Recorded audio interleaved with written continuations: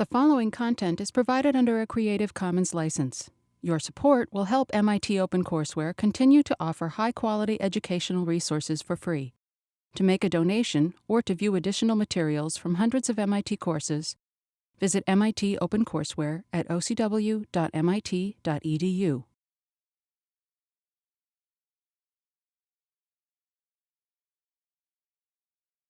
Everyone clear on that? All right, cool. So today we're going to talk about the economics of spam and security in general. And so up to this point in the class, we've mainly talked about the technical aspects of security. So we've looked at things like buffer overflows, the same origin policy, Tor, and all kinds of things like that. And so the context for that discussion was that we were looking at how an adversary can compromise the system. We tried to devise a threat model that would describe the types of things we wanted to prevent, and then we tried to think about how we could design systems that would help us to defend against that threat model. So today we're going to look at an alternate perspective. And the perspective that we'll look at today is, why is the attacker trying to compromise our system? Why is the attacker trying to do these evil things to us? And so there's a bunch of different reasons you can imagine why attackers might be trying to do these evil things. So some of these attacks are done for ideological reasons. So think about people who perceive themselves to be political activists or things like that. Or if you think about Stuxnet, for example. And sometimes it's like governments attacking other governments, right? And so for these types of attacks, money, economics is not the primary motivation for the attack to take place. And what's interesting is that it's actually hard to make these attacks go away other than generically making computers more secure, right? So there's not really sort of a financial thumbscrew you can turn to make these attackers disincentivized to do things. However, there are some types of attacks that do involve a strong economic component. And those are some of the things we're going to look at today.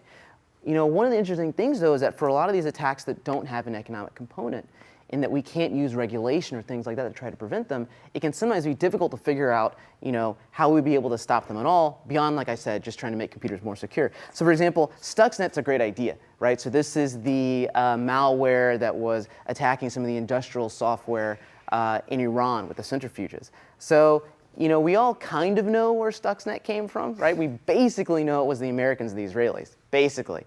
But can we prove that in a court of law, right? Like, who can we sue to say, like, you put Stuxnet on a machine, right? So it becomes a little bit murky when you have some of these attacks where it's not clear you can, sue the Federal Reserve or you can sue Israel or something like this. And furthermore, no one's gone on the record as officially claiming that it was them. So there's some very interesting sort of legal and financial issues that get involved when you look at how to prevent these attacks. So there are many kinds of computer crime that are driven by economic motivations. So for example, state-sponsored industrial espionage, for instance. So this is one thing that some of our previous speakers have talked about. Sometimes governments try to hack into other governments or other industries to steal intellectual property or things like that. And what's interesting is that, like the attacks that we'll look at today, which are spam, you'll see that it actually takes some money to make some money, right? So spammers actually have to invest in an infrastructure before they can actually send these messages out. And so if you have these attacks where it takes money to make money, and you can figure out what that financial sort of tool chain looks like, then maybe you can think about applying upstream financial pressure to sort of stop that downstream sort of malware attacks or security problems. And so I think the take-home point is that if we look at the context of spam in particular, spammers will stop sending spam if it becomes unprofitable. Right? One of the sad truths of the world is that we continue to get spam messages because it's cheap for them to send them, and 2 to 3% of our fellow human beings will actually click on links and look at stuff, right? And so as long as these costs for sending these messages out are so low, then even if the hit rates are low, people can still make money off that kind of stuff. So for today, we are going to look at attacks that have sort of a significant economic component to them. And so one interesting example, which I actually just read about, takes place in China. And so in China, they have this problem with what they call text message cars.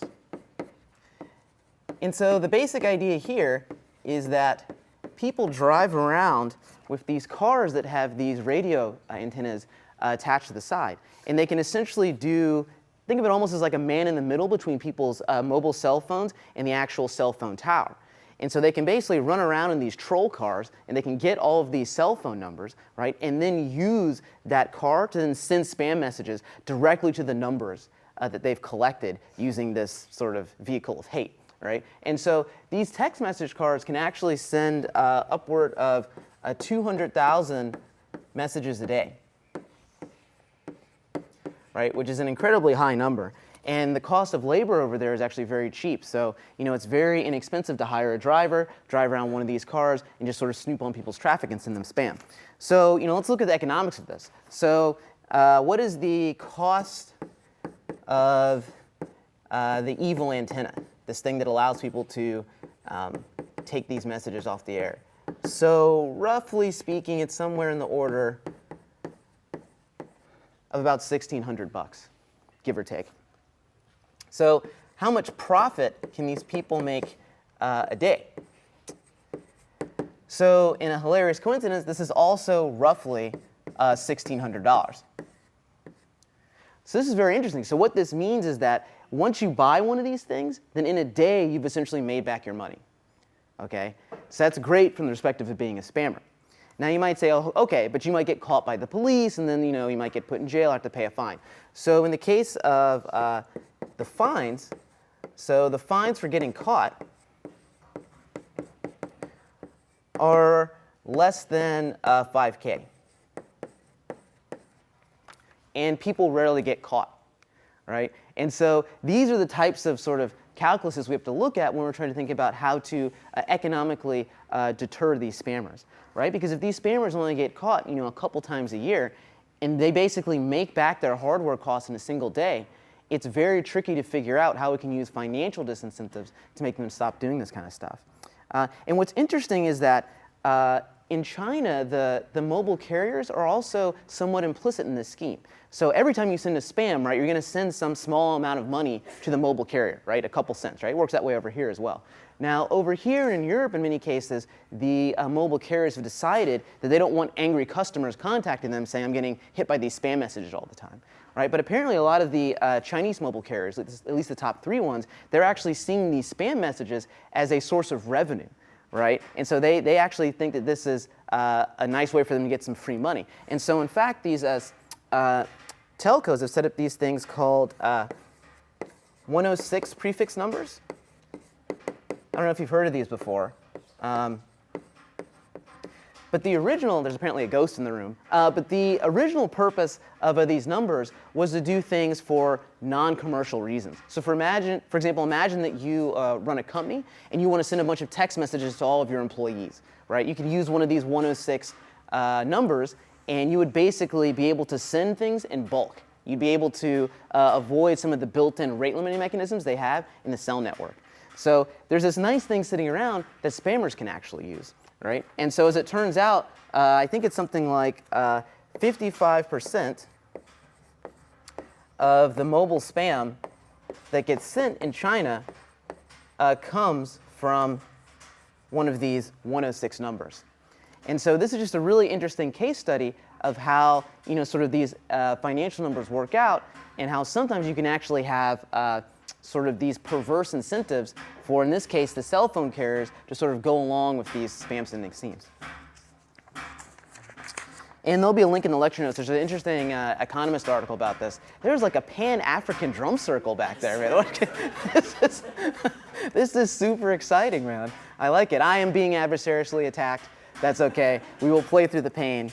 Perhaps this is the Mossad. They don't want me to talk about Stuxnet. So, another interesting thing about security is that there are actually many companies that deal in cyber arms, right? And so, this is kind of like something out of G.I. Joe, but there are actually these companies that will sit around and they will actually sell you malware, they will sell you exploits, they will sell you things like this. So one example is this company that's called Endgame. And so, for example, for about $1.5 million, Endgame will give you IP addresses and the physical locations of millions of unpatched machines. right? So they have sort of vantage points all over the internet, and they know all kinds of interesting information about machines that you may or may not want to attack if, for example, you're a government or a three-letter agency or something like that. For about $2.5 million, they will give you what is delightfully called a 0-day subscription package. And so if you sign up for this, then basically you will get 25 exploits a year, they claim, for that much money. And so you'll get those exploits in your inbox or whatever, and once again, you can do with these things, whatever you want. You've clearly got $2.5 million, so you've got a lot of spare time to think about this stuff, presumably. And so what's interesting is that a lot of the people who work in these cyber arms dealers, they're actually ex-three-letter agencies, right? They're ex-CIA, ex-NSA, or things like this. And it's interesting to think about who are the actual customers for these cyber arms dealers, right? Some of them are actually governments, like the American government, for example, and they use these things to attack other nations or whatever. But some of the people who buy this stuff are actually increasingly companies. So one thing we'll talk about a little bit at the end of the lecture is how sometimes companies are now taking cybersecurity into their own hands and sometimes doing what's called hackbacks. Right? So without getting the government involved, companies that are attacked by cyber criminals will sometimes go back and explicitly try to take out the people who tried to steal their intellectual property. And they've sort of used some very inventive legal arguments to justify this. And so far, it's actually been fairly successful. So this is an interesting aspect of cyber warfare. Yeah? How is that not legal? How is what? How is endgame not? How is it legal? Well, so information wants to be free, dude, right? So, if you think about stuff like this, for example, like just telling you stuff isn't necessarily illegal. It gets a little bit gray, right? But for example, if I tell you that, look over there's a house and the lock doesn't work on that door, can I have 20 bucks, right? Like that's not necessarily illegal, right? And so as it turns out, these companies have like hordes of lawyers that look into things like this. Right? But in many cases, if you think about it, you can search for stuff on the internet and go to websites that tell you things like how to build bombs, for example. Like just posting that information typically is not illegal, right? Because you're just learning. Like what if I'm a chemist, for example, or something like this, right? So a lot of times just giving someone knowledge is not necessarily illegal. But you're right that there's some gray areas here. And as we'll talk about with some of these hackbacks, for example, it's not always clear, for example, if I am a bank, I'm not a government, but I'm a bank, I get hacked. It's not always clear that I actually have the legal authority to go back and let's say try to shut down a botnet or things like that. Companies have done stuff like that, but I think this is an example where sort of the law is lagging behind practice, I guess. And so people have used things like, we'll use copyright infringement law to attack botnets as a company because they're selling illegal goods of ours, so we'll use IP infringement. Like this is probably not what Thomas Jefferson was thinking when he was thinking about how these laws work. So it's a little bit of a cat and mouse game. So we'll deal with a little bit of that later in the lecture. All right, so yeah, so this is very interesting. And so basically what this all means is that there's this marketplace for all kinds of computational resources that you might use as someone who wants to launch attacks. So for example, there's a marketplace for compromised systems. So for example, you can go to the darker places of the internet. You can purchase entire compromised machines, right, that might be part of a botnet. You can actually buy access to a compromised website, for example. You might use that website to post spam or put up, evil links or things like that. You can also get access to compromised email accounts, like Gmail or Yahoo accounts. As we'll talk later, those things are very, very powerful for an attacker. And you may also just buy sort of like a subscription service for a botnet. You'll just have this thing laying around. You can use it to send denial of service attacks or things like that. So there's a marketplace for that. There's a marketplace for tools. So you can get, as an attacker, off-the-shelf malware kits, for example. You can use perhaps arms dealers like this to get access to zero-day exploits, so you can write your own malware, so on and so forth. And there's also a big marketplace for stolen user information. So this is stuff like social security numbers, credit card numbers, email addresses, so on and so forth. So it's all out there on the internet if you're just willing to look for it. And so the paper that we're going to look at today basically focused on one aspect of this, which is the spam ecosystem. And so in particular, they look at the sale of pharmaceuticals, of knockoff goods, and software. And so they basically break this spam ecosystem into 3 parts. So they break it into advertising. So this is the process of somehow getting a user to click on a spam link somehow. And then once they've done that, there's this issue of click support. So this is the notion that once the user clicks the link, there has to be some type of web server, DNS infrastructure, so on and so forth, on the back end that actually presents the spam website that the user goes to. And then the final part is realization. So this is actually allowing the user to say that they want to buy something. The user sends money to the spammers, and the user is going to get some product back from the back end. And so this is where all of the money makes place. And so a lot of this stuff is actually outsourced to what the paper calls these affiliate programs. And so you can think of these affiliate programs as essentially doing a lot of the back-end grunt work of talking to banks and Visa and MasterCard and things like this. And so a lot of times the spammers, they don't want to deal with that stuff. They just want to sort of create the links and sort of do you can think of it as like the advertising component. And so a lot of times the spammers themselves, they will work on a commission. So they will get, let's say anywhere between 30% to maybe 50% of the final sale that they deliver to one of these back-end affiliates. So does that all make sense at a high level? OK, so what we'll do is we'll look at sort of each component of this spam trajectory and then see how it works, and then maybe think about how we'd be able to shut down spammers at different levels of this economy. So the first thing we'll look at is the advertising component. And so, like I mentioned, the basic idea of advertising is how do you get the user to click on a link?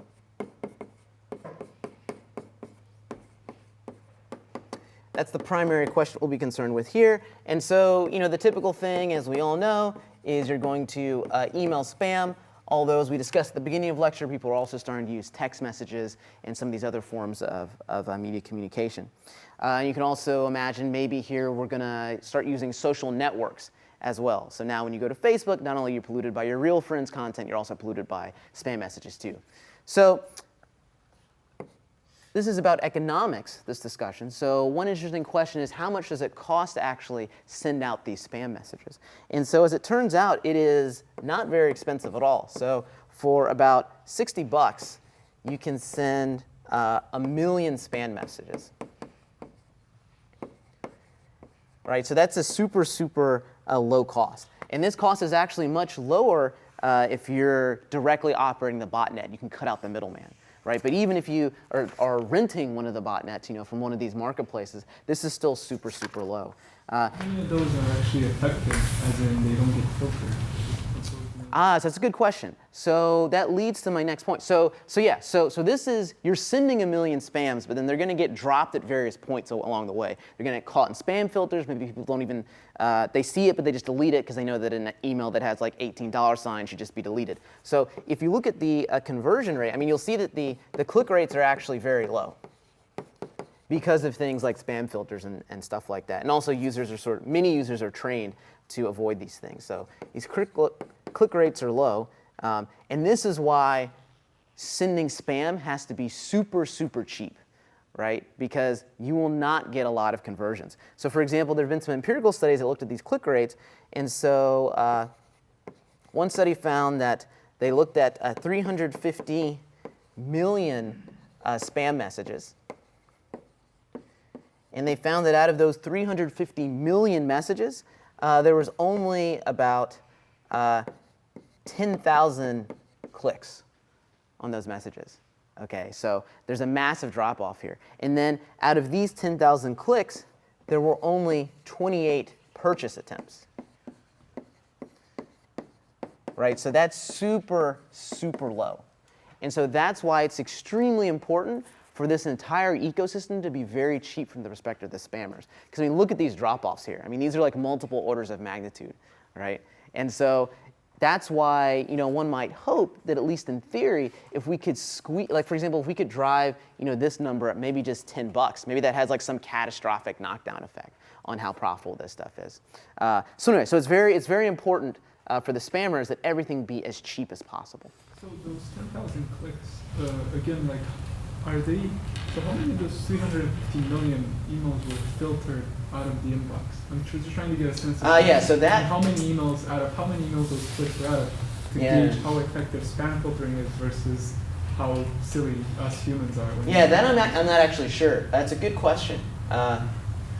So I was just listening to a talk by Jeff Volker on Friday about this stuff, and he says that on the order of 20 or to 40% of clicks going to one of these websites actually goes from a user's spam folder. So users go in their spam folder looking for this stuff and they click on it. So presumably there's a class of customers that are looking for this, and if they're looking for it, they're, oh yeah, I'll just go in my spam folder and find where to buy this.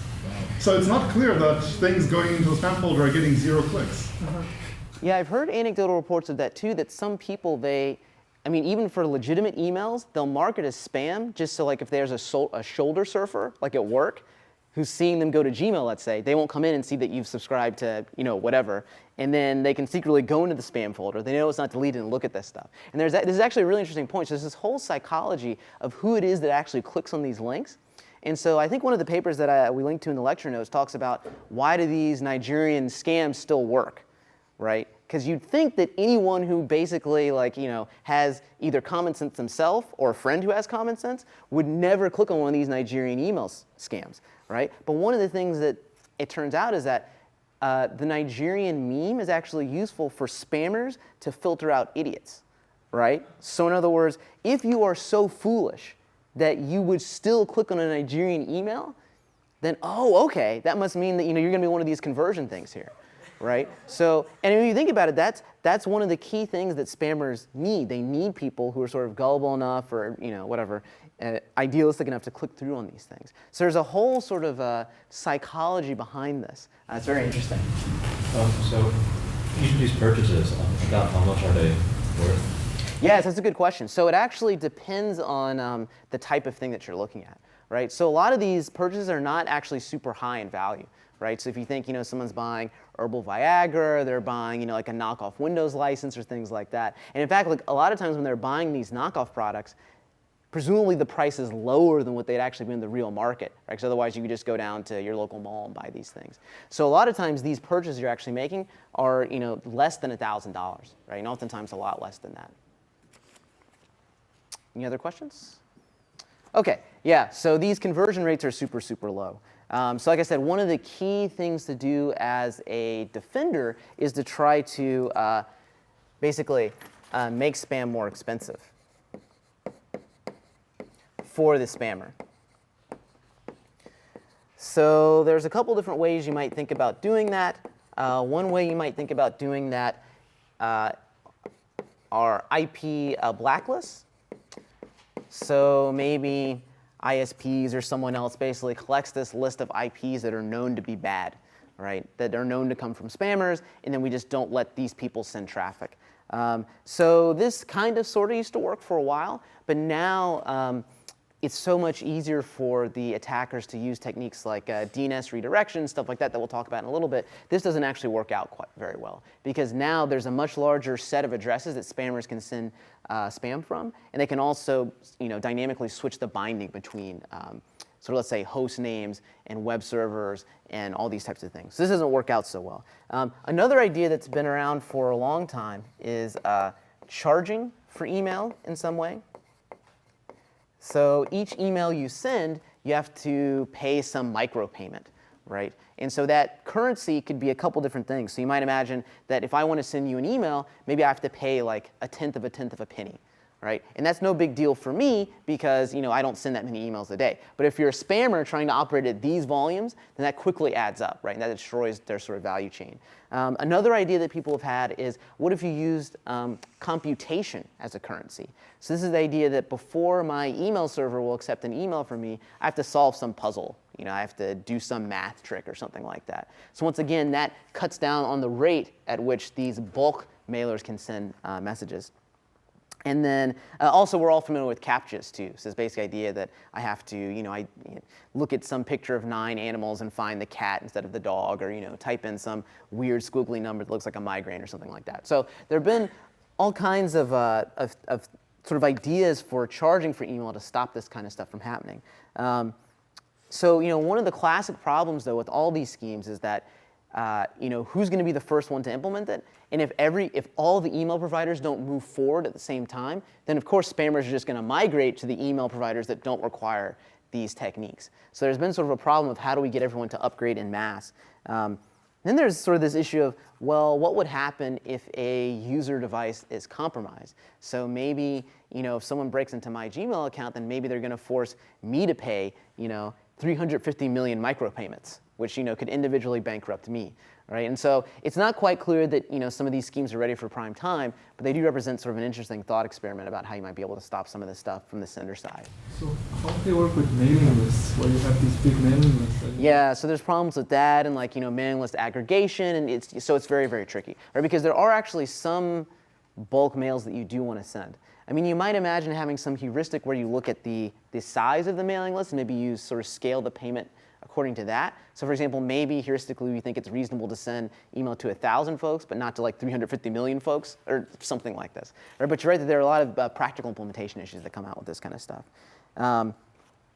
So what can the adversary do to get around some of these types of defenses? So they're basically 3 workarounds that adversaries might try. So one thing they can do is just use botnets, right? Because botnets have a lot of IPs that the attacker can use. And so, for example, even if someone were trying to do something like IP blacklist, then maybe the attacker can cycle through a bunch of IPs in this botnet and maybe get around some of that blacklist filtering. They can also try to use compromised webmail accounts to send spam. And so the reason why these are super useful is because sites like Gmail or Yahoo or Hotmail, those services can't be blacklisted, right? Because they're super, super powerful. So if you blacklisted the entire service, then you're probably going to shut down service for tens of millions of users. Now, of course, these individual services can shut down you, right? And so that will actually happen once they sort of have these heuristics running that see that you're sending to a lot of people you've never sent before, and so on and so forth. So there's a lot of sort of AI strategy that takes place on the webmail server side to try to predict these things. But these things can be very valuable to an attacker, because even if your compromised account is not used to send a lot of emails, it can be used to send emails to people that you know. Right? And so maybe it allows the attacker to do things like spear phishing more easily or things like that. So people are more likely to click on an email that comes from an email address that they recognize. So that's a very powerful technique there. And then attackers can also try to do things like hijack IP addresses from legitimate owners. So as was mentioned briefly in Mark's talk, so there's this protocol called BGP that basically is used to control routing on the internet. Right? So there are these attacks that people can do whereby they will essentially say, hey, I am actually the owner of some prefix of IP addresses, even though they don't actually own it. So all the traffic that's involving those addresses will go in towards the attacker, and then they can actually use those addresses to send out spam from there. And then once they're done with their evil, they can release the BGP advertisement and then go try to do this somewhere else. So there's been a lot of research in how you can essentially think of ways to authenticate BGP, route advertisements, or otherwise prevent these IP address hijacks. So there's a bunch of different techniques that attackers can do to try to get around some of these defensive techniques. So this can all be done, but still, these defenses, they're not free. So presumably the attackers have to pay for the botnet somehow. They have to get inside these webmail accounts. And so any of these defenses that you can do will help to drive the cost up of generating these spams. And so as such, they are still useful, even though they're not sort of perfect defenses. So yeah, so what do these botnets look like? So at a high level, you have the proverbial cloud from your cloud diagrams. You have your command and control infrastructure out here. And this is the thing that actually sends commands to all of the individual bots down here, right? So the spammer will talk to the CNC and will say, hey, here's my new spam message that I want to send, let's say. And then maybe these bots will act on behalf of the command and control infrastructure and start sending emails to a bunch of people. So let's see here. So why are these bots useful? Well, as we mentioned here, they have IP addresses, which are super useful. But of course, they also have the associated bandwidth there. They also have computational cycles. Sometimes these bots are actually used as web servers themselves. So these things are very, very useful. And they also serve as a layer of indirection. So as we'll discuss in more detail in a second, indirection is very useful for attackers, because that means that if law enforcement or whatnot sort of shuts down this level, well, if the command and control infrastructure is still alive, then maybe the spammer can just sort of attach this command and control infrastructure to a different set of bots and keep on running. So this is one reason why these bots are very useful. And these bots can scale to the order of magnitude of, let's say, millions of IP addresses, right? So as it turns out, people will click random links involving malware all the time. So these things can get very, very, very large. And so some of these takedowns that these companies get involved in with trying to take down these botnets, they involve millions upon millions of machines. So they're very sort of technically challenging. So how much does it cost to get your malware installed on all these bots? Remember, these are all typically regular end-user machines. So the cost for getting your malware on one of these machines, so price per host, is about 10 cents for US hosts, and on the order of 1 cent for hosts in Asia. So it's interesting that there's this differential here, and so there might be a couple reasons we can imagine for why that is. It might be that people are prone to think that connections originating from the US are more likely to be trustworthy, right? It may also be that because there's more pirated software running here and stuff that's not actively up to date with respect to patches, it's actually easier to get botnet hosts over here. So you'll see some very interesting statistics about sort of how some of these rates might fluctuate. For example, as let's say companies like Microsoft go out and they say they try to stamp down on piracy and things like that. But anyways, this is a rough estimate. Suffice it to say, this is not super expensive. So what does, any questions before we continue? OK, so what does this command and control infrastructure look like? So you can imagine that in one instantiation, the simplest instantiation, this is just some centralized setup. And so this is maybe one machine or maybe some small number of machines. The attacker can just log into those machines and then just essentially send these commands out to the botnets from there. So if it's going to be centralized, then it's going to be very useful for the attacker to have what's known as bulletproof hosting. And so the idea behind bulletproof hosting is that you want to put this command and control infrastructure on servers that reside in, let's say, ISPs that ignore requests from banks or from law enforcement to take down servers, right? And so there are actually bulletproof servers that exist. They charge a premium, right, because there's a little bit of risk involved there. But if you can manage to host one of your command and control centers there, it's going to be very nice, because then when the American government or when Goldman Sachs or whoever says, hey, shut this guy down, they're running spam, the provider will say, how can you make me? I run in a different legal jurisdiction. I don't have to follow your intellectual property laws, so on and so forth. So this is very useful. But like I said, these types of hosts actually charge a risk premium for running that kind of service. And so the other alternative for running the CNC infrastructure is this could be sort of a peer-to-peer network. And so the idea here is that maybe this is sort of almost think of it as like a mini botnet up there too. So the entire control infrastructure is spread across many different machines, and maybe at any given time, there's a different machine that's responsible for sending commands to all of these worker nodes down here. And so this is nice because it doesn't require you to have access to one of these bulletproof hosts. You can sort of construct the CNC infrastructure using regular bots. The P2P aspect of it makes it a little bit more difficult to provide guarantees about, for example, the availability of the hosts that are up here, but it does have some other nice advantages. So at a high level, those are the two approaches that people can use. So what happens if, if the hosting service gets taken down? Well, there's a couple things that the adversary can do. So they can use DNS to essentially redirect requests.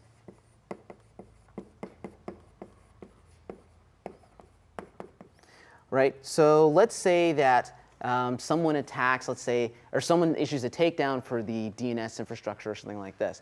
As long as the backend servers are still alive, what the attacker can do is basically the attacker creates a list of server IP addresses. And there may be hundreds or thousands of these IP addresses that it collects, and then it will bind each one to a host name for a very short period of time. So let's say maybe for 300 seconds. And so what's nice about this is that if someone's trying to run heuristics that say, like, if I see, some particular server sending, more than, let's say, I don't know, 1,000 spam-like messages in a given period, I'm going to try to issue some type of takedown to them. Well, these types of techniques will maybe help the attacker fly under the radar of those types of detection techniques. Because essentially every 300 seconds they're saying, OK, I'm going to be serving spam from here. OK, then I'm going to be serving spam from here, and serving spam from here, so on and so forth. So this is a nice use of indirection, at least from the attacker's perspective. And so as I mentioned earlier, these types of indirections are one of the key ways that attackers try to evade law enforcement in these detection heuristics. So you might think about, well, what if we just take down the DNS server? How hard is it to do that? Well, as the paper describes, there's a couple different layers at which you can attack these spammers. So you can try to take down the attacker's domain registration. So that's basically the thing that says, like, hey, if you're looking for, russianpharma.rx.biz.org, then here's the DNS server that you talk to. You can imagine attacking it at that level. You could also imagine attacking it at the level of taking down the spammer's DNS server, right? The thing to which you'll be redirected once you look at that top level domain. And so what's tricky is that the attacker can use these sort of fast flux techniques at every different level. So for example, they can rotate the servers that they use to act as their DNS servers. They can rotate the web servers they use to send out the spam, and so on and so forth. So that's just a sort of high-level overview of how people can use multiple machines to try to avoid detection. So as I mentioned earlier, you can use compromised webmail accounts to send spam.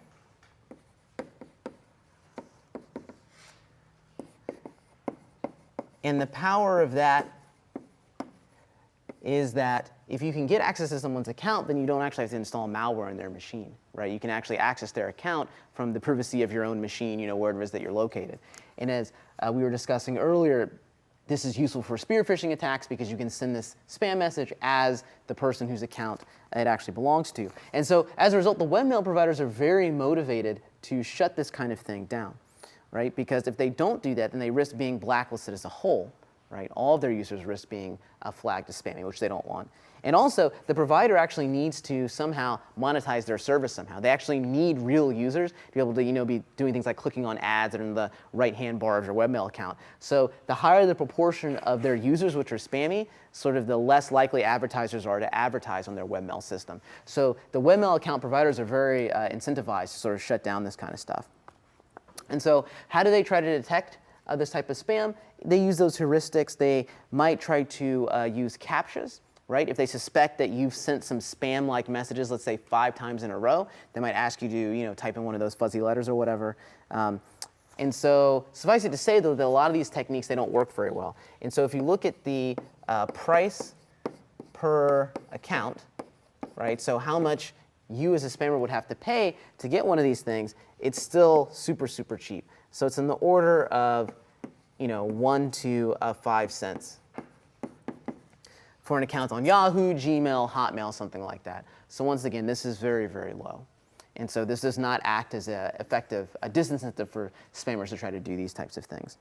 So this maybe is a little bit disappointing because it seems like everywhere we go, we have to solve these CAPTCHAs if we want to buy things or send emails or that kind of stuff. So basically what happened to CAPTCHAs? They were supposed to make all this bad stuff go away. And as it turns out, the attacker can build services to solve CAPTCHAs. And so this can be automated just like anything else. So as it turns out, the economics for this is that if you want to solve one CAPTCHA, then it's approximately $0.001 to solve a CAPTCHA, right, which is nothing. And this can be done with very, very low latency, too. So CAPTCHAs essentially are not presenting most large-scale spammers with a high barrier for sending these spams. And so how is this being done? If it's this cheap, you might think, well, maybe it's being done all by computers, by software. But it's not actually. So a lot of this is done by humans. And in particular, the attacker can outsource this in one of 2 ways.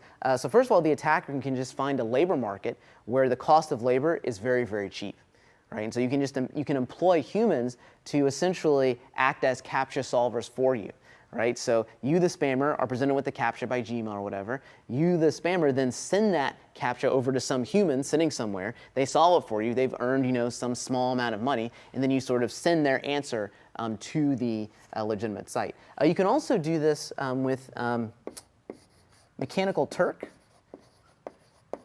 Have you guys heard of Mechanical Turk? I've asked a question. My back has turned to you. That's poor style. OK, so yeah, so Mechanical Turk is pretty neat, right? Well, I mean, neat if you're trying to do evil. So what's nice about that is that you can post these tasks to Mechanical Turk and say, hey, I have a picture solving game or something like this, right? Or you can just come out and just say straight up, hey, I got some CAPTCHAs I want to solve. You post a price, and then basically the market will match you with people who are willing to do that task, right? And then they'll do it for you. They'll post the answers. And so this actually sort of automates a lot of actually finding the labor pool for the spammer.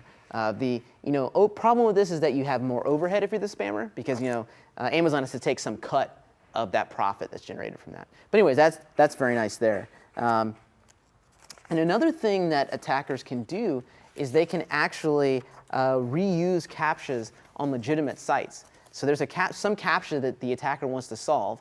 They then have some legitimate site on the side where they present that exact same CAPTCHA, right, and get like a real visitor to figure out what that CAPTCHA is. Then they come back over to the first site and then use that answer as the answer. And like all of these crowdsourcing type things, if you don't trust your users, then you can maybe replicate the work, right? So you send the CAPTCHA to maybe 2 or 3 people, and then you come back in, use majority voting, and take whatever that majority vote was as your CAPTCHA answer. And so these are just some of the reasons why the CAPTCHA defenses don't work as well as you might think.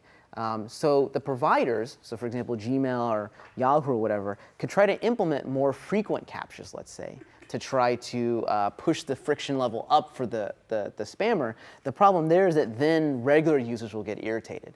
So a good example of this is Gmail's 2-factor authentication. So it's actually a super good idea, right? So whenever Gmail will detect that you're trying to use Gmail from a machine that it doesn't know about, it'll basically send you a text message and say, hey, enter this verification code in the Gmail before you can actually continue to use the service. And so what's funny is that it's a super great idea, but like, at least for me, I get super irritated when I have to get that text message. Like I know it's good for me, but I just get angry, it's frictionful, and so I'll do it if I don't migrate to a lot of different machines a lot. But like if I had to do it any more than I did right now, it's unclear that I'd feel as happy about it as I do. And so there's this very interesting sort of trade-off between the security that people say that they want and sort of the security measures that they're willing to put up with. So as a result, it's very difficult for the webmail providers to increase the amount of CAPTCHAs and still keep users happy. OK, so any other questions before we move on to Click support?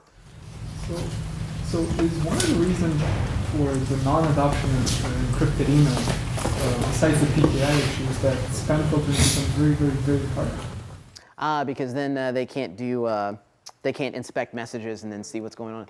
That's a good question. I think it's actually hard to say. I don't know, because it's a little bit of a chicken and egg problem. So because there isn't a huge volume of encrypted email, it's unclear whether spammers would actually try to take advantage of that. But I could see that maybe being a problem.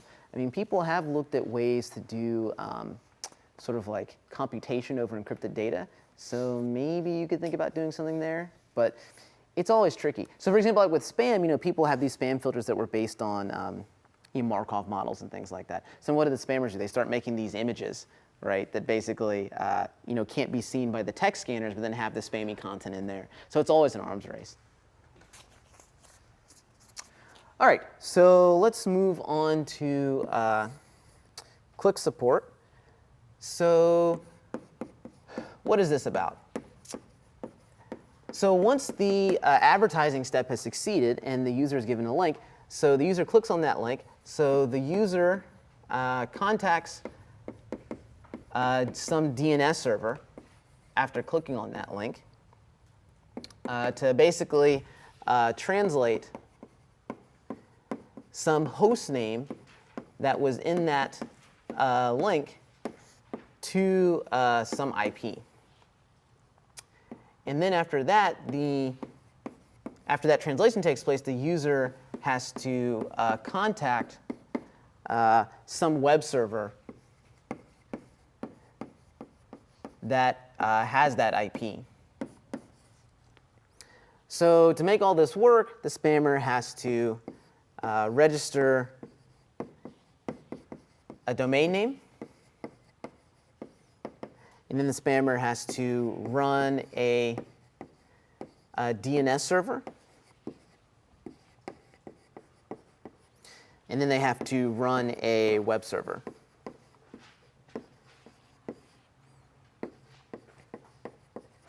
So this is essentially what the spammer has to do to make this click support thing work out. So one question you might have is, well, why wouldn't the spammer just use raw IP addresses, for example, like in the spam URLs? And so does anyone have any thoughts about that? Why wouldn't you just have 183.4.4. whatever, instead of having something like RussianJewels.biz? Yeah. That might be sketchy, like easier to tell. Yeah, so one thing one would hope, right, is that a user would look at this thing that just has a bunch of numbers in it, and then you'd say, well, this clearly seems weird. As it turns out, this will only weed out some of the users, but you're exactly right. There's sort of like some set of people you would lose just because nobody wants to click on that. Another reason is that, once again, having this sort of DNS infrastructure up here gives the attacker another level of indirection.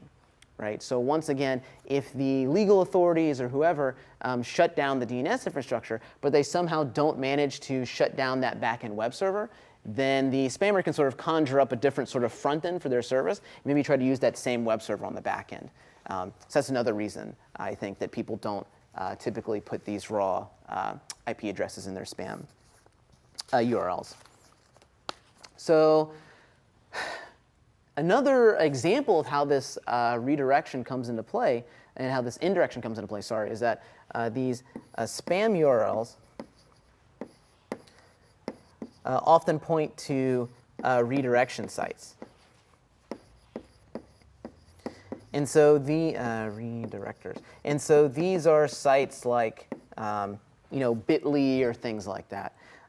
And so in addition to things like Bitly, you could also imagine that a compromised website can actually also act as a redirector. Right? So you just put the appropriate HTML or JavaScript in there that when the user goes to that site, it's then going to redirect the user's browser to some other different site. And so once again, this is useful because it provides that level of indirection, and it acts as a force multiplier. So you have a single sort of spammy web server backend, but then you can sort of name it using different things. And that will allow you to maybe confuse filters who have blacklisted, let's say, 10% of your URLs, but not the other 90% of them. So this is a very, very common technique. And then another thing is that sometimes the spammers can use botnets as web servers, or maybe as proxies, as DNS servers, so on and so forth. And so we mentioned this a little bit earlier, but this is just another example of the more machines that you have as an attacker, the more defense that gives you, because you can sort of hide your evil amongst a larger set of machines. All right. So in some cases, so one thing the paper talks about is these affiliate providers. So these affiliate providers kind of act as sort of evil clearinghouses. So they will help to automate some of the tedium of interacting with the banks and things like this on behalf of you, the spammer. So one thing you might wonder is, well, why can't the law enforcement just take down the affiliate provider? They seem kind of like a choke point.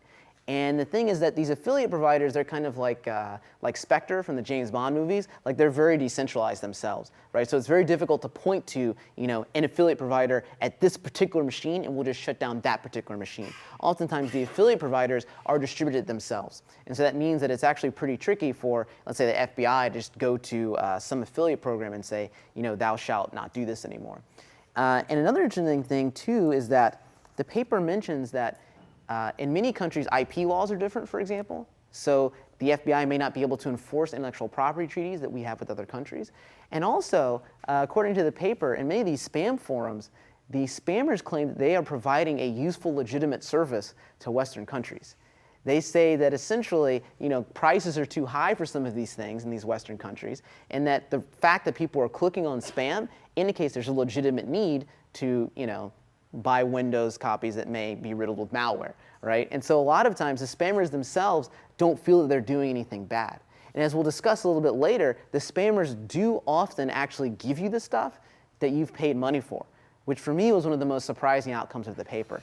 And so we'll discuss why that is in a little bit.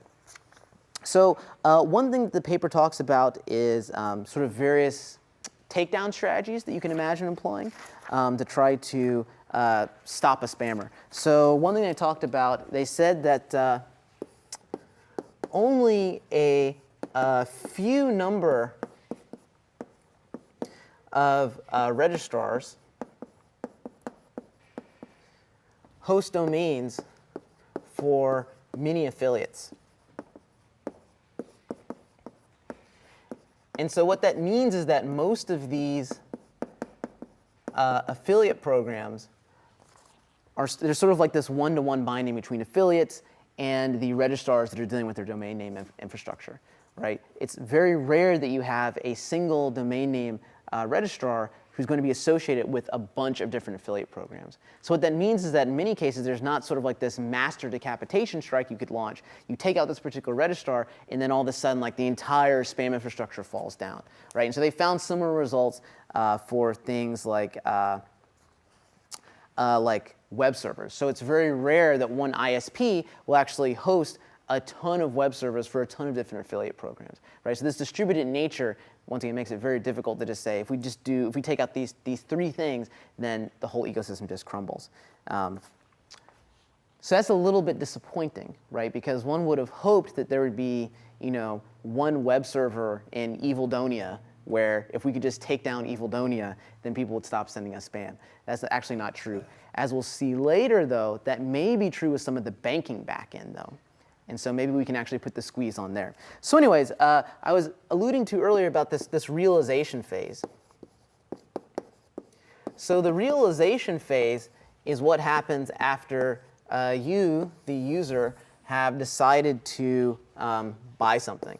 So the realization phase consists of two parts. So the user pays for whatever goods they've bought or they want to buy.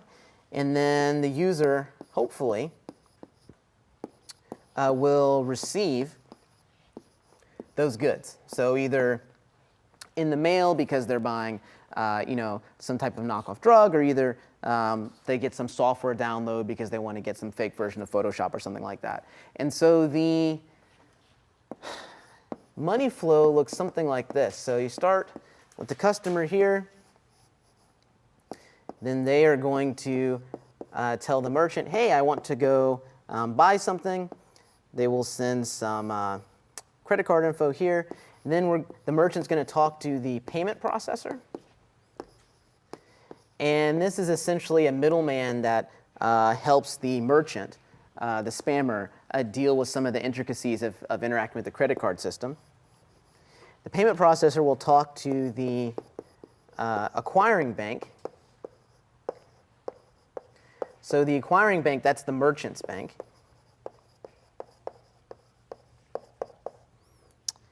And then the acquiring bank, let's see, running out of space here, so violating all good design standards, we will come up here. So the acquiring bank is then going to talk to, they call in the paper the association network. But I mean, just think of this as, for example, Visa. This is the credit card network up here. And then finally, the association network, Visa or MasterCard or whatever, talks to the issuing bank. And so that issuing bank is the customer's bank. And essentially, the Visa or whoever is going to go to the customer's bank and say, hey, is this a legit purchase? This is a legit transaction?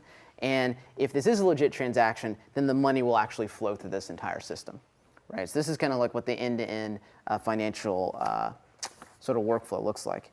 And so this workflow can actually process a lot of money. So one of the papers that we mentioned in the lecture notes shows that you can actually, a single affiliate can get more than $10 million out of this workflow here, right? And so in practice, you might think that, oh, why wouldn't the acquiring bank or the issuing bank say, oh, something looks kind of fishy here? As it turns out, in many cases, they don't. And so this gets this interesting discussion about why is it that these workflows are often tolerated by the financial system? So for example, why do spammers properly classify their transactions? So if you want to send something through this system, you have to tag that transaction with some type of type. You have to say, this is pharmaceuticals, this is software, this is whatever, this is whatever. So you might think that as a spammer, you wouldn't actually want to do this. Like if you were selling, fake Flintstone vitamins, maybe you don't want to say, like, this is actually a pharmaceutical transaction. What's interesting is that spammers do actually properly classify these transactions in many cases. And the reason is that there are high fines if you misclassify. So essentially what happens is that these association networks like Visa or MasterCard, in many cases, they are okay perhaps with transactions that are slightly shady, but they don't want to be blamed for like being a money launderer or for trying to deceive the authorities. So as long as you properly classify what you do, then in a certain sense this gives the association networks a little bit of like, well, listen, they told us what was going on. Maybe the law was a little bit unclear, but we at least, Visa or MasterCard, did not try to hide the intent of this transaction. Right? So spammers do oftentimes properly classify their transactions. So that's interesting. So it seems like they're playing within the confines of the system a little bit. So another question that I mentioned earlier is, so why send anything to users? Because presumably you're a spammer, so you're a criminal, right? So wouldn't it just be cool if you just like took people's money and then just ran? I mean, that'd be like the ultimate crime, right? So as it turns out, they actually send things to users because of, surprise, surprise, high fines if they don't. right? So it's this very entertaining system whereby spammers kind of want to do things that are illegal, but then they actually can't use Bitcoins yet, and they actually have to work within the constraints of this pre-existing system. So as it turns out, there are these high fines if you, I mean the spammer, have too many chargebacks. So a chargeback is essentially when a customer tells their credit card company, hey, I didn't get the thing that I was supposed to get that I bought with your credit card, or I got it but they didn't like it, right? So if you're a spammer and you have too many customers saying things like this, then you will actually get charged like very, very high fines. And as we saw earlier, the click-through rates for spam are super, super low, right? The conversion rates are super, super low. So even just 1 or 2 fines might wipe out your entire profit for a month, let's say, or something like this. So spammers are really motivated to avoid these fines in both cases. Is using PayPal obscure any of that, like the issuing bank?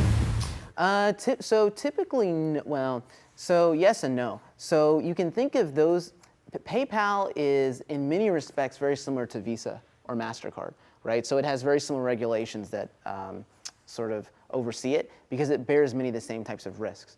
I do think that Visa has slightly stricter restrictions on some of this stuff, as we'll talk about in a second. But for all intents and purposes, PayPal looks very similar to them.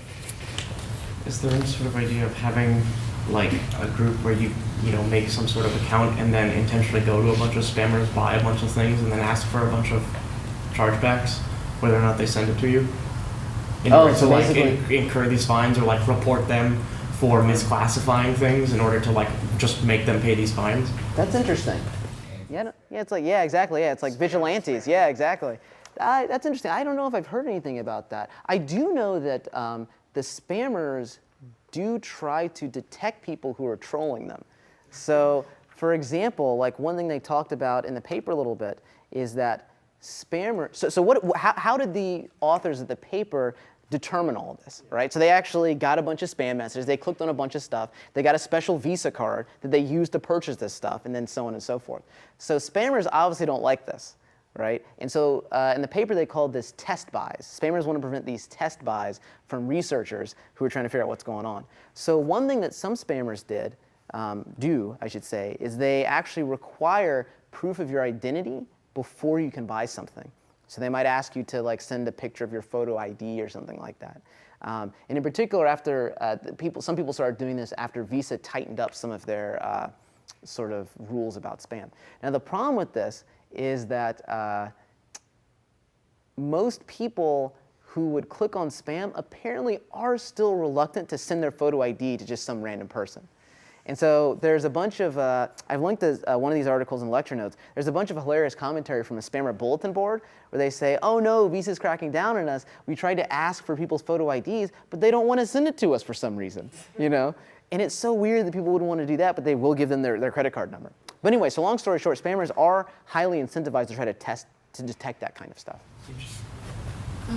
So for chargebacks, if you don't necessarily want your bank to know that you're buying these slightly shady items, do a lot of users actually do chargebacks if they don't get the item, or are they like too embarrassed to report they didn't get it? Yeah, it's a good question. So I don't know what fraction of people who are in the set of people who bought Herbal Flintstone vitamins, were disappointed by Herbal Flintstone vitamins, and then told their bank that. But I mean, what's interesting though is that the bank has to know in the first place that they're going to this place, right? Because the thing went through, right? So avoiding the chargeback, I don't think you're going to, but by doing the chargeback, let me say, I don't think you reveal any extra information to the bank that they wouldn't already know.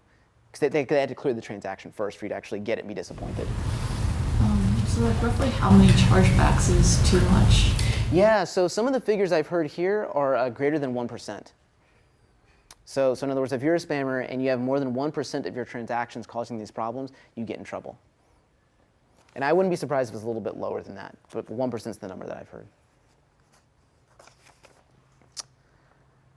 All right, so to me, like I said, this was one of the most interesting parts of the paper, because I would have thought that a lot of spamming just involved just straight up fraud. that people clicked on links, they sent money, they never got anything. But as it turns out, because these spammers have to go through this, this network, which has all of these sort of mechanisms to prevent sort of fraud, they end up having to actually ship things over to users. So that's kind of neat. And so another reason why spammers want to do these things, properly classify transactions, and actually send things to users, is that only a few banks are actually willing to interact with spammers. And so what this means is that,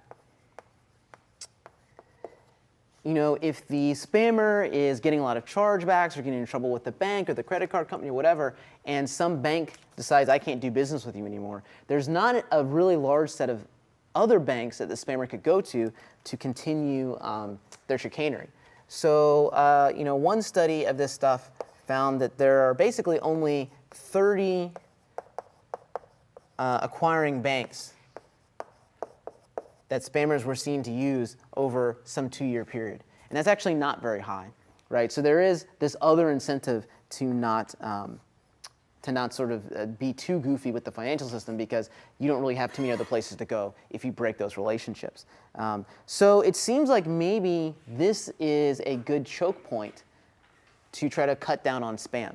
So we've already discussed how things like botnets give the attacker a lot of IP addresses. There's a lot of different types of hosts who are willing to run web servers, so on and so forth. But this number actually seems small. So maybe we can actually attack spamming here.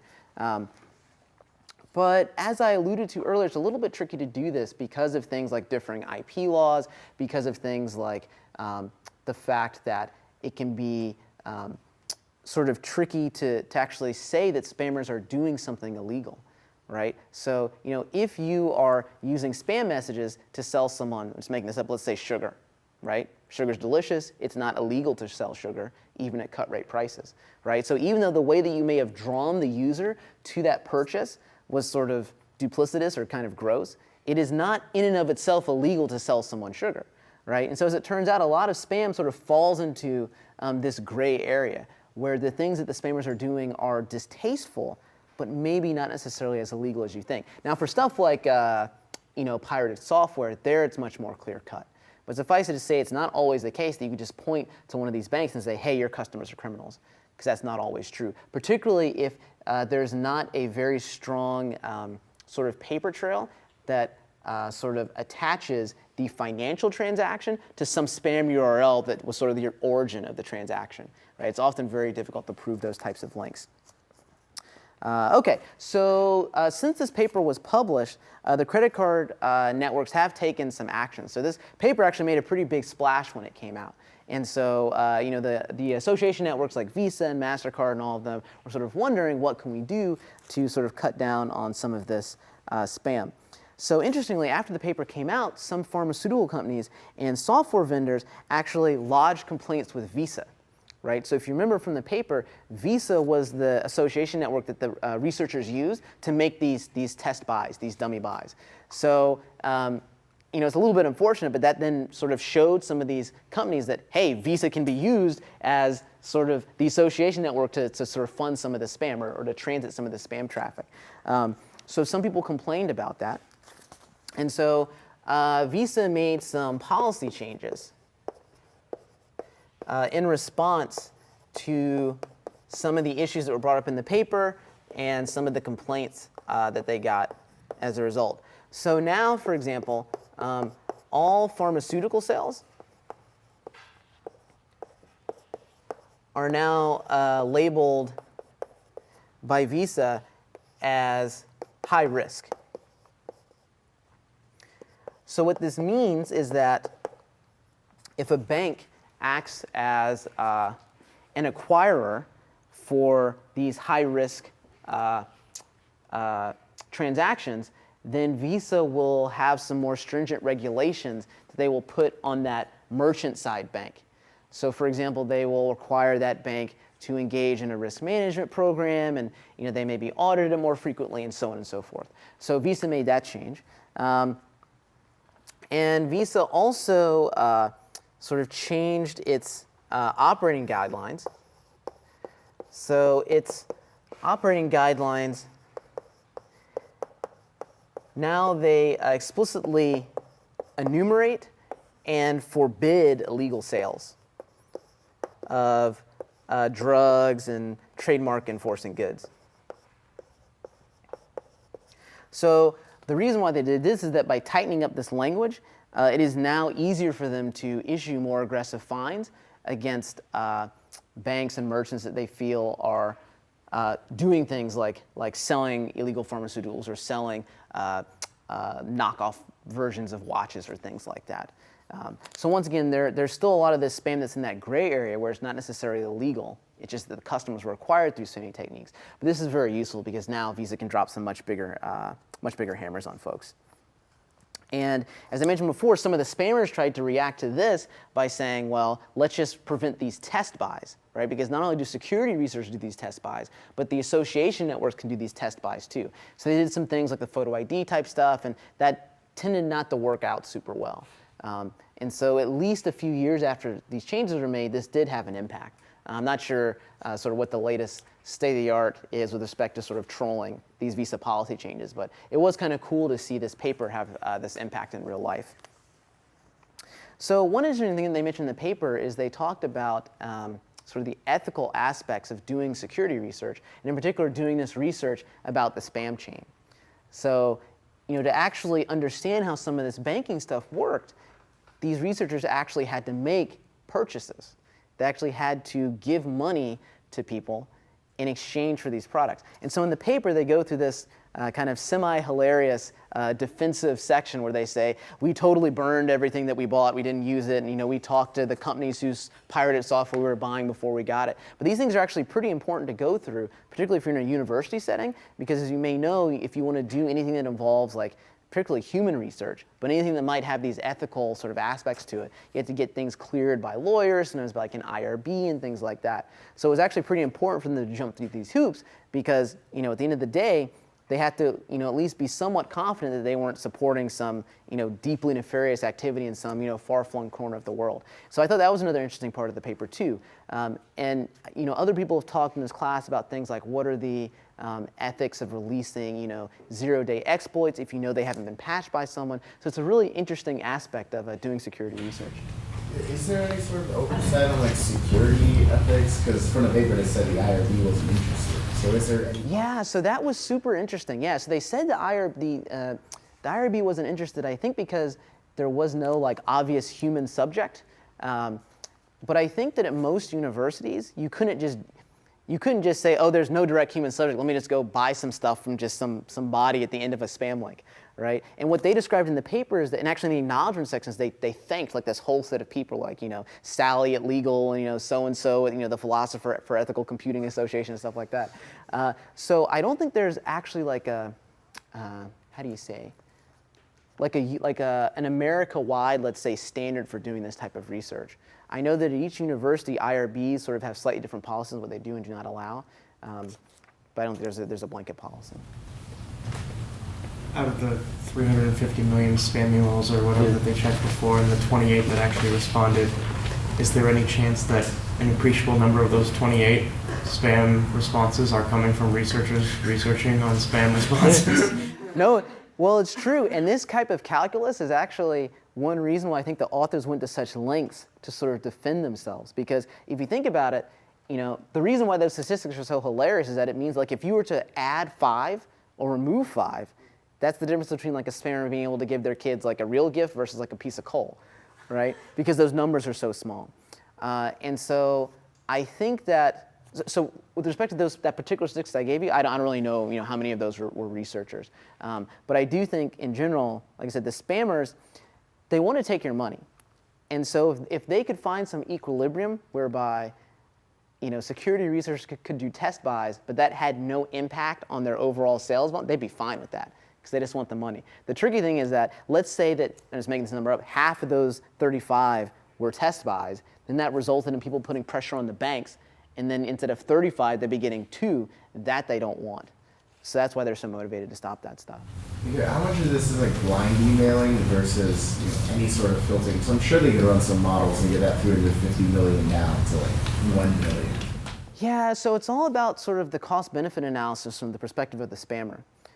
So I think that you're right, and there are actually, there's a marketplace for, how to say it, like more targeted stuff. In particular, that's where some of those compromised email accounts can become very useful, right? And so, but I think what you see is that people tend to go for the more focused stuff, like the more focused spam emails for what they view as like higher reward targets. So for example, like political groups or like, people associated with the Dalai Lama, for instance.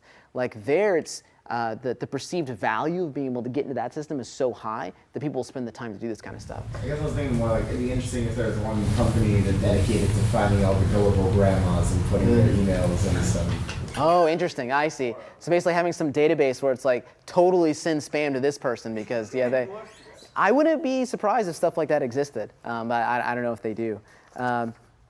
Yeah, so one last thing that I want to mention is that, and I alluded to this a bit earlier in the lecture, is that some companies have taken to doing these things that they call hackbacks. Right? So the idea is that, let's say that you're a bank, someone tries to break into your bank, steal enough information, that bank will then, of their own volition, then go back to those hackers and try to do something, where something may be as, quote unquote innocuous as shutting down the botnet, or maybe they try to steal their information back or things like this. And this has actually become very, much more common than it used to be. And one reason for this is that, because the legal system has been a little bit slow in adapting to some of these threats, some of these institutions, in particular software companies and banks, are tired of waiting for government, like their national government, to deal with stuff. And so what ends up happening is that, for example, there was this big botnet in 2013 that was hosting all kinds of like pirated goods and things like that. And so this huge coalition of like Microsoft, American Express, PayPal, a bunch of them launched an operation to take down a botnet. Right? They themselves took in the botnet. They lurked around for a while. They learned about where the command and control infrastructure was. They actually went in there, took control of the command and control infrastructure, identified where all the end user bots were, and they could send them, messages or whatever saying you need to patch your machine, right? And so it's a very interesting area of intersection between security and the law, right? Because what part of American law, for example, gave those companies the right to do that? So what Microsoft lawyers said, at least, is that they said these botnets were violating Microsoft trademarks. Right? So for example, if you sell pirated goods and you're saying like this is Windows, for example, but it's not actually Windows or it didn't come from an official channel, then Microsoft says, okay, you're violating our trademark, therefore, we can hack your botnet. It's a little interesting to see sort of how that leap of logic took place. But the courts allowed it, right? And this is increasingly happening more and more. And the banks in particular seem to be pretty upset about this because there seems to be a lot of sort of state-level sponsorship of some of these banking hacks. And the bankers care about the money. And so when they lose this money, they get very upset about that. And so it's interesting to see how some of the sort of burden for doing cybersecurity, in particular offensive operations, has now shifted a little bit more to the private sector. So it's not quite clear what the long-term implications of that are. Okay, with that, that's the end of the lecture. And I guess we will see you on Wednesday, and we will go through the class projects.